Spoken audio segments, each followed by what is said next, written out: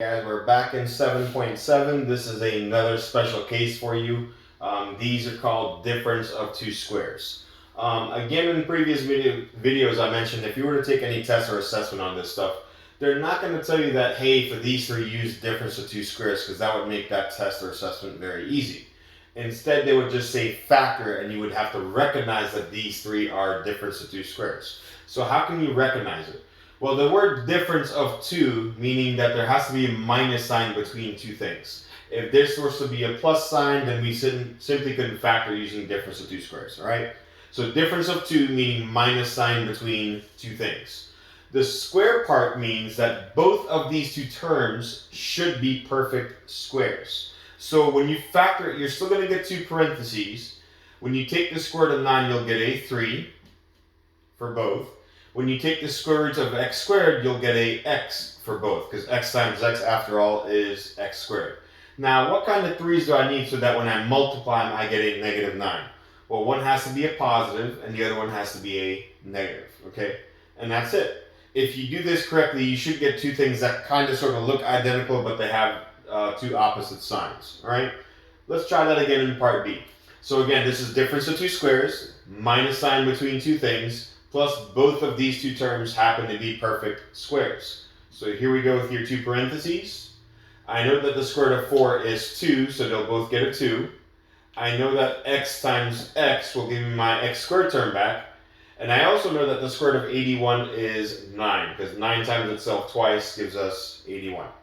Now, how do you get a negative 81 when you multiply these two? Well, one has to be a positive, and the other one has to be negative. Keep in mind, order doesn't matter. You can put a negative 9 first if you wanted to, and then a positive 9. You would still get the same answer, right? Now, this is a unique situation. The book didn't really discuss these with you, but I wanted to show you guys what it looks like. Believe it or not, even though it doesn't start with x squared like these two do, this thing starts with x to the fourth, it's still difference of two squares, because of the fact that there's a minus sign between two things, and I can actually take the square root of both of those. So here's how this works. So the square root of 81, a number times itself, that gives you 81, is 9. 9 times 9 is 81.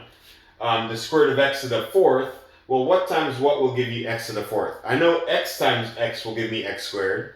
So x squared times x squared, 2 and 2, that's got to give me my x to the fourth back. Now, just like before, you need one positive 9 and one negative 9, right? Now, you're not done yet, because if you take a look at your two parentheses, one of these is difference of two squares again. Keep in mind, difference means you have to have what sign? You got to have a minus sign, right?